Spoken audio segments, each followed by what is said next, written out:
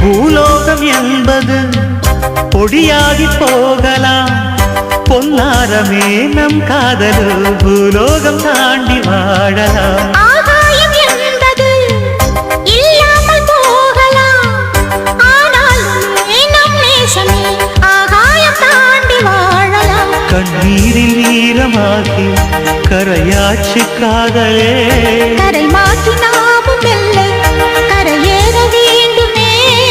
நாளை வரும் காலம் நம்மை கொண்டாடுமே.